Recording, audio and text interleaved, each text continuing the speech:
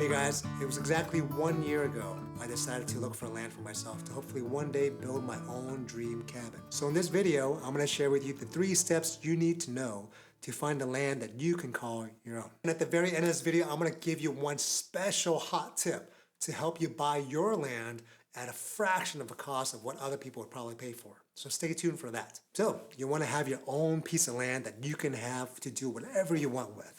The first thing you gotta do is figure out what you want to use this land for. I would consider 3 things. First is your budget. You want to consider taxes, HOA fees, closing costs, things like that that add into the total that you want to spend for this land. Number 2, you want to find out or be clear on what your purpose is. Do you want to build a house? Do you want to build an off-grid cabin? Do you want to have farmland? Do you want to have just somewhere where you can go camping and maybe hunting or maybe drive an ATV through? All those things are important to know because every land is zoned differently. Some are zoned so you can build things on it, others you're not. Give you an example, for my piece of land, I originally wanted to buy a piece of land to build a very small, tiny home that might be maybe off-grid. Well, the land I ended up getting actually has a minimum requirement of 1,200 square feet, which doesn't really qualify as a tiny home anymore. And there's also other restrictions like you can't have a house on wheels, things like that. There's special rules that can limit what you can do. So make sure you know what you want to do with your land. That way you can find a land that actually allows you to do what you want. The third part is, how far are you willing to travel for it? Where I live right now, I'm basically living in New York City. It's very busy over here and I really want to get away. At first, I really wanted to find something about an hour and a half away or so. That would be kind of the sweet spot. But reality is I couldn't afford it at the time. So I kept looking and expanding my sort of a range of what I'm willing to drive to. I ended up at a place where my land is now. It's about 2.5 hours, maybe 2:45 on some breaks to get to one way. So at first I was not too sure about that, but eventually I was okay with it. So you want to know, be clear with yourself, how far are you willing to go? Typically the further away you are from a city, the cheaper it will probably be. But you don't want to get a land where you don't want to go out to because it's too far. That's the last thing you want to feel. Now that you're clear on what you want to do with the land, the next thing is to start searching. Well, searching is actually super easy. You can probably already start doing it yourself right now while you're watching this video. So some sites I've searched on myself include Zillow, Landflip, Everywhere Co. A few websites I'm going to include down in the description below, so feel free to look at those. But also don't rule out things like Facebook Marketplace. I actually found a really cool listing on Facebook Marketplace that wasn't too expensive. It was about 7 acres of land. There's a lot of cool opportunities out there, and keep your mind open in terms of what you're willing to find. Okay, now that you've finished the search and you've done a list of the land that you want to visit based on what you want to do with your land, remember, the next thing to do is to simply call them up. Most websites either have a number you can call to contact the agent directly, but be careful. Websites like Zillow, for example, has the number listed that looks like it's the actual number you're supposed to call, but it's actually going to direct you to an agent that can represent you. So make sure you try to find the direct contact of the land that you're trying to buy and reach out to them and set up an appointment. It's as simple as that. Ideally, some agents or some landowners like to set an appointment for you to visit, even if there's nobody there. So make sure you call ahead. Don't just show up uninvited because that's basically trespassing and you don't want to do that. Make sure you set an appointment and let them know you're going. Now that you've set some appointments, you're actually going out there seeing the land now. Now what? Well, this is the fun part. All you gotta do is go there and see if you like it. There are some things you should note. Number 1, you want to take note of the details of the neighborhood. Make sure you like the neighborhood. Make sure it's an area that you enjoy. Is there a driveway? Most land likely won't have a real driveway, but usually they have some kind of roughed-in driveway. Take note of power lines. Are there any nearby? Having power lines nearby means that there's a very good chance you can get power at your future home or build too. Or if you're just going to live off-grid, then maybe that's not as important for you. And lastly, take your time to walk through the entire land. What you probably experience is, as you're driving many hours to see different pieces of land, you can probably spend a whole day looking at 2, 3, or 4, the whole day of just driving. So very easily you can get some fatigue just from looking at different lands, and eventually all the lands all kind of feel the same, and when you go back home you might not remember which had which details.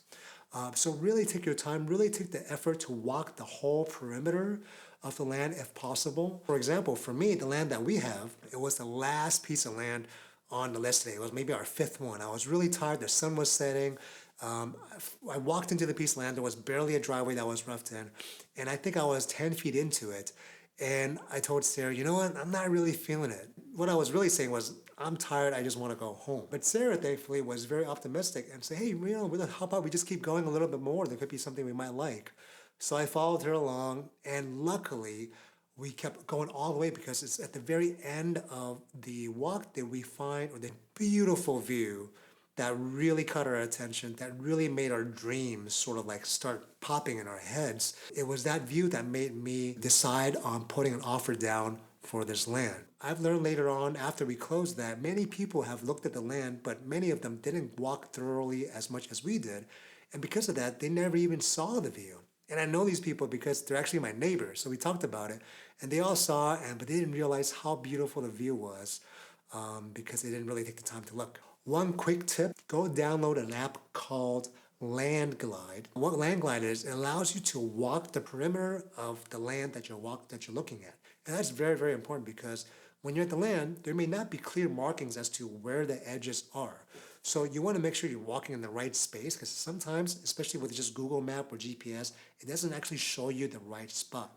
So I highly, highly recommend that land. It gives you a lot of great information about the acreage, even like current sale value. Highly recommend it. That way you can really know which parcel of land you're actually on, where your limits are. All right, so you've searched countless listings. You've called a ton of agents and you've seen lots of lands. And now you finally found one that you want to buy. So what next? Well, the third step is to put down an offer. And what that means is you want to tell them how much you're willing to pay.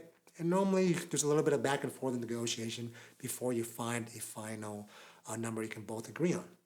Some things that's important to note that you want to give the offer contingent on, and a contingent on only basically means that you accept the offer if this contingency is met. So when you give an offer, make this offer with a contingency based on that there's a survey done for the land. A survey is basically an official way to define the borders of your land. Somebody goes to the space and uses a very high-tech sort of GPS device to help mark exactly where the edges and the borders of the land is. Sometimes a survey already exists. It could be 2, 3, 4, 5 years old. Sometimes it could be 20 years old. Sometimes it may not even have one on record. So you want to make sure and be clear that you put an offer down contingent on a survey being done or one that already exists to your liking. You want to have one that's somewhat recent or relevant. I'd say maybe 3 to 5 years or so is a good idea. After that, if they accept your offer, you go to a closing, you pay them in the form of however you want to pay, and that's another video I'll do another time in terms of how to finance your land. But basically, you pay what you're supposed to pay, and you sign the contracts, and you're a landowner. Okay, and lastly, a pro tip for you. One way that you can find land for much cheaper are the county's website's tax foreclosures. So when you look at land, there are different counties, and every county has their own websites, and every county also has their own tax foreclosure system. And what you want to do is, if you want to find some really good deals, is check up on your county's website and see, or you can call them up and see if they have tax foreclosures. Some counties have a specific date that they arrange tax foreclosures, where they have a list of land that people have stopped paying taxes for, and they're going to give it out as an auction. And you can get some really, really good deals on these auctions. That's really one great way you can potentially save a lot of money. And so there you have it. 3 steps you need to do to secure your own land to make your dreams come true. I hope this video was helpful. If you have any questions, feel free to comment below. Please do like and subscribe as this will really help grow my channel. And I'm going to be making some more videos about what to do after you secure your land. Thank you for watching, and I'll see you in the next video.